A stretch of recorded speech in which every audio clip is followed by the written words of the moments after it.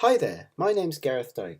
Welcome to the first in a series of short video presentations that we've put together at the Charlesworth Group to help you improve your presentation skills, your writing skills, and achieve your potential as a researcher.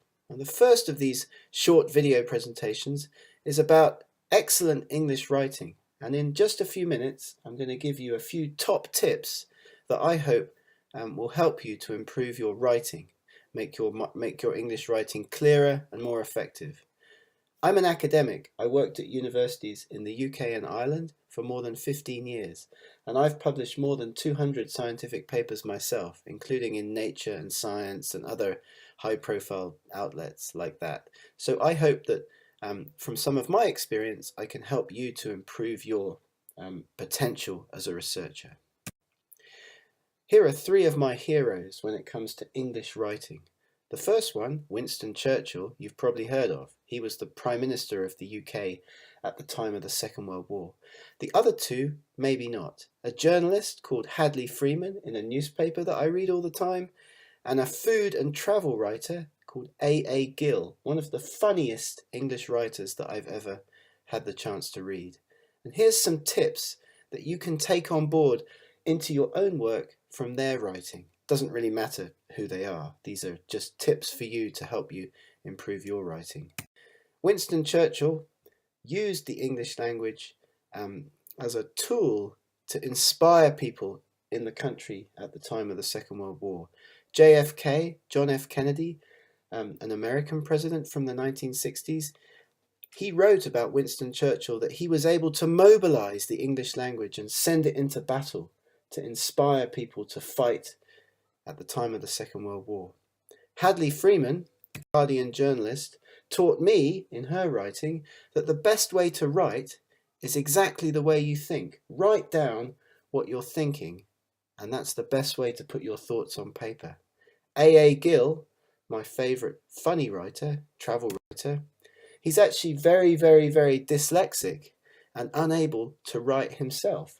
So all his writing, even though it's great and very funny, is all transcribed into a dictaphone, into a microphone, and then straight out onto the page. The point being, everybody can write good, excellent English if they want to. We can help you to learn some of these skills during these video presentations.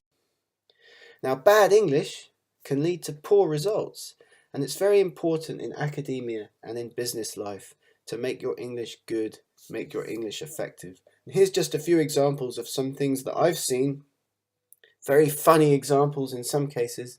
But why is it important to make your English writing effective, communicate your ideas clearly, and give something to your audience that means they can understand what it is that you want to transmit in business or in academia or whatever? So when you're faced with writing an assignment for university or faced with writing a scientific paper, perhaps it's your first scientific paper or one of your early challenging documents that you have to put together in your career, how do you feel about the task ahead? Most people feel very scared, very apprehensive about putting down their thoughts and words into English, especially if English is not your first language. How do you start writing? How do you do that? What do you do as a writer? Think about how you write in your native language, for example. Do you carefully construct a plan beforehand? Or do you just start writing and then think about the process as you go along? There's very different kinds of styles that different people have when they put their thoughts down on paper. Here are some examples that we can kind of think about in more abstract ways, if you like. Are you a watercolorist? Are you the kind of person that carefully constructs your writing according to a predetermined plan? An architect? Are you a bricklayer like Arnold Schwarzenegger? Do you put your sentences together one after the other, chunk by chunk by chunk? Or do you sketch when you write like I do and just put down thoughts on paper and then later craft them into a more coherent document? Or finally, are you somebody that comes at your writing and puts everything down and makes it perfect the first time, a kind of oil painting kind of style?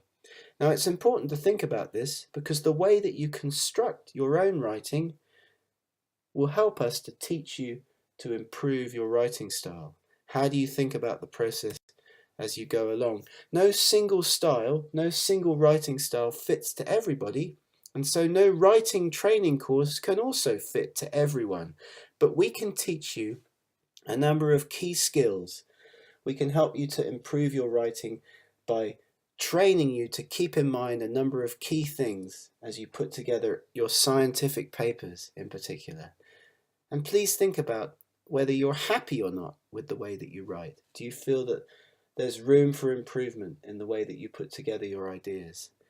And basically, the key message of this first short presentation is that good English, like any written language, is plain English. Like, keep it simple. Try not to include long words and try not to over-impress people with the structure of your writing style. Good English is plain English, and that's the golden rule and the main thing that you should take away from this first presentation. And indeed, if you look at what's been written about business communication, writers on business communication courses share similar views.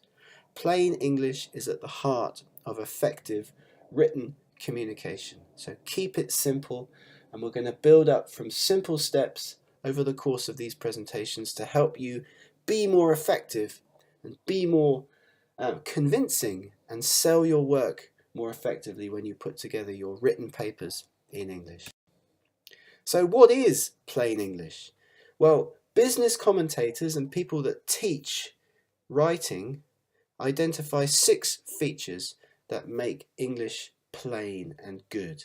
And these are the similar views that people who teach in this area will give you. Keep the sentences short. Don't use unnecessary words.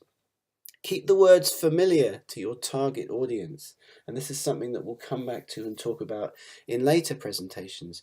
When constructing scientific papers, it's very important to think about who your target audience is going to be. So if you're writing a paper for Nature or a local journal, for example, your word choice and how you put your papers together, how you structure your sentences is going to be different depending on the target audience. Keep it active rather than passive. Keep the language interesting and keep it moving forward rather than talking about things that have happened in the past. And this is a common problem with scientific writing. People talk about experiments or talk about field work or talk about studies that they have done in the past in the passive voice.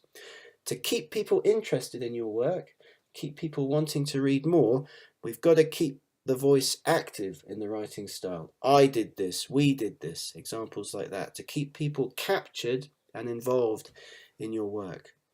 We'll talk about style in later presentations, how to keep your style consistent throughout your writing, and how to punctuate your English writing correctly. These are things that we can teach you to keep your English good and plain and active and engaging. So as Winston Churchill, our friend from some of the earlier slides in this presentation, is also famous for having said, don't be afraid of failure. Success in anything, in writing or in life, I suppose, consists of going from failure to failure without losing any of that enthusiasm that you're all filled with when you get started on a new project. Don't worry about it. Keep working hard at it. And we can help you in these video presentations to do a better job and improve your writing and make your writing more effective. So this presentation has been brought to you by education services at the Charlesworth Group. Here's some more information about the kinds of services that we provide, and I look forward to seeing you again in later presentations in this series. Thank you for your attention.